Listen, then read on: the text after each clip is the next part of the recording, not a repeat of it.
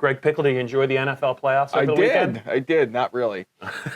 I know you're an Eagles fan. I'm sorry about that. It's okay. This is actually the Penn State Blitz, and even though we are creeping closer towards National Signing Day with Penn State, there's a lot to talk about within the program that doesn't really relate to recruiting. Right. And we got to start with the mysterious portal, the player transfer portal, which has kind of become really almost the center of Penn State's football universe. There's almost as many Penn State players in the portal as there will be in this graduating or this upcoming recruiting class. Right. I know it's not quite that pronounced, but there's a lot of names that have opted. For the fans that don't know, there's a mechanism now in place where if a player wants to transfer, Right. He cannot enter this portal and let other schools know, and Penn State becomes aware of it as well. So Greg, let's just talk a little bit about the names that you find most interesting that are in the portal. Yeah, I guess let's start first with what it is. So I think the biggest thing, Bob, is that you can't compare previous years to this year when it comes to the names that are out there. Now, we can compare the total that end up actually transferring, and we assume most of these guys will, but this is the first year this public, well, it's not public, well, it's become public, well, it's not supposed to be, but it gets out there. This portal, this database, has been gathered to list all the guys looking to transfer. So like, for example, Tommy Stevens, you assumed he was looking around last year, but nobody knew until he talked about it in spring practice if he was staying. Was he ever in the portal? There was no portal. Okay. The portal is new this year. So there was no portal. Is this in space? Is this a space thing? Like, where does it exist? It's just online. It is, correct. Okay. So obviously the ones that jump out to you immediately, DeMont Wade, most thought he'd be in the conversation to maybe replace Nick Scott. We'll have to see what he ends up doing. I think the ones that are grad transferring, Juwan Johnson, Brandon Polk, Zach McPherson, I guess they're not. I wouldn't say any of these guys are surprised. I don't think it's surprising that they're looking around and maybe wondering if there's a program elsewhere that they can guarantee themselves some more playing time. So I would say, Johnson's obviously of note, Wade's of note. Danny Dalton has been reported to be on that list. Alex Gellerstedt, their tackle as well. So, I mean, I think that at this point, none of the names are a shock. Probably a few more than you would have expected. But Penn State's also brought in some talent that maybe has passed these guys on the depth chart. Yeah. I'm not saying that's the only reason, but it's certainly, I'm sure, part of it. Okay, just a couple of quick facts I have for you, or questions about the portal. Once you go in, like, what does that mean for your stay at your current university? Are you automatically, can you go back to Penn State? Yes. You can. You can, Does but Penn State have to take you back? Well, they can.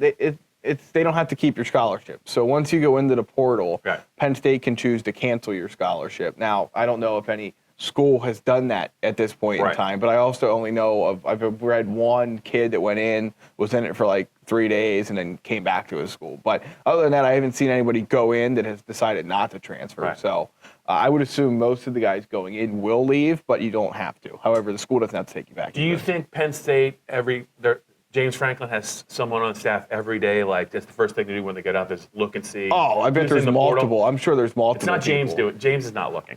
I would say, well, he looks at it once it gets refined down, because if you read the Bruce Feldman story with The Athletic, it's basically just one big messy document that you have to sort of pick through. There's walk-ons listed. There's guys like Irv Charles that's on there, and obviously he's not with the Penn State football program, but he's still on there. So other schools have those situations as well. So I'm sure they have multiple people sort of refining this list, and then it gets to the coach's desk at some point, but not at the beginning. Is there any way any of Penn State's rabid fan base can access the portal, or is it just for how is it restricted? Well, I'm sure it's behind a password or some sort of I'm sure it's on the NCAA's, the back channels of the NCAA's website or however they communicate with coaches. Can anyone access it? No. Is it being liberally shared by college coaches and other people at universities with the media and others? Yes, it is. Okay. That's how all these names are getting out there. So much education going on right now. Thank you, You would have Greg. never thought the transfer portal would be such a complicated process, but it is. And let's from now on call it the database, not the portal. I like the portal a lot better. Okay. Penn State portal, I just like it that way. So James Franklin has rounded out his staff so far to date. Now he got rid of David Corley the day after the Citrus Bowl loss, and he brought in Gerad Parker. Correct. I got that right. It's kind of a unique spelling. Yes. Gerad Parker. the receivers coach from Duke, I believe. Correct. He had been there for 2 years. What do you think James liked about him, and what do you think he brings to the table? Yeah, so I think the most interesting thing is he worked with Juwan previously at Marshall, and we can always find these connections. David Corley had one. I can't recall who it was, but he had somebody on Penn State staff, and he had crossed paths previously. So obviously Sider's recommendation went a long way here. I think the one thing that's notable is he's actually a receivers coach, which Corley wasn't, so that's a step in the right direction. Because remember, Corley was brought in to coach the running backs. But that might have been the tip-off that he was going to struggle. Yeah, that probably wasn't definitely not the greatest way, but he couldn't pass on Juwan, so it was what it was. But I don't know. There's nothing that I think is overly exciting about the hire. There's nothing that says, this guy, he's developed receivers at the college level. There's evidence of that. And he's been able to recruit fairly well. So, I mean, it's not a wow, knock your shoot. Like, Sider was like a wow hire, as far as I'm concerned. He was a guy that people around college football said, whoa, this is the guy you want. With Parker, I think he's not quite at that level yet. He does have interim head coaching experience. Penn State blasted Purdue when he was the head coach back in, I don't know, some unforgettable year in West Lafayette. I probably covered that game. Yeah, it was 2016, I think. So we were probably both enjoying the choo-choo train in Indiana, or in West Lafayette. But yeah, I think interesting hire. Nothing. I don't think there's anything that knocks your socks off. There's nothing that really detract from it either. On the field. The Senior Bowl is going to be coming up in a little bit, but we want to talk about the bowl game that isn't really the Senior Bowl. And it was the game last year where it was really where Troy Apke, the former Penn State safety, first began to generate some buzz in the offseason in a build-up to his very impressive combine showing that led to him being picked, I believe, in the 4th round by the Redskins, and that is the NFLPA Collegiate Bowl. And this year it's at the Rose Bowl. I don't know if it's always at the Rose Bowl. Yeah, I think it is. I'm not 100% sure. Penn State's got a couple of guys in the game. It'll be this weekend. Yep. And what can you tell us about the two players in the game? Yeah, Nick Scott, Koa Farmer, 5 o'clock Eastern on Saturday. Practice is ongoing as you watch this. So, I mean, clearly one of those guys is hoping to do what Troy Apke did, which is use a strong performance at the NFLPA Bowl to springboard into a chance to go to the Senior Bowl. And, Deshaun Hamilton did that as well. Now, if my memory serves, he was injured for the Senior Bowl. He just did the off-field stuff. Right. So, but even to be able to go do that is exciting. Speaking of injured players and the Senior Bowl, we still don't know what's up with Trace McSorley, if I'm not mistaken, and whether he's going to be able to participate in the Senior Bowl, which is next week.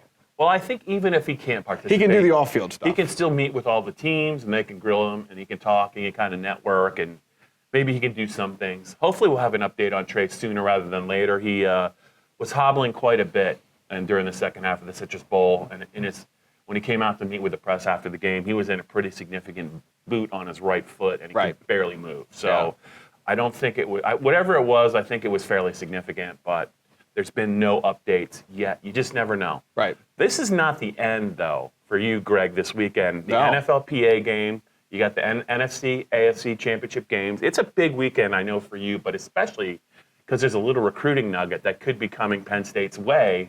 It's just happening at a very weird time. It involves a game called the Polynesian Bowl. That's correct. So why don't you tell the fans about the time frame and when a player that could go to Penn State is expected to announce? Yeah, Devon Ellis, 4-star defensive tackle from Maryland. He's playing in the game. It starts at 12:01 Sunday, so that's Saturday night into Sunday. I called out to make sure I had the right day.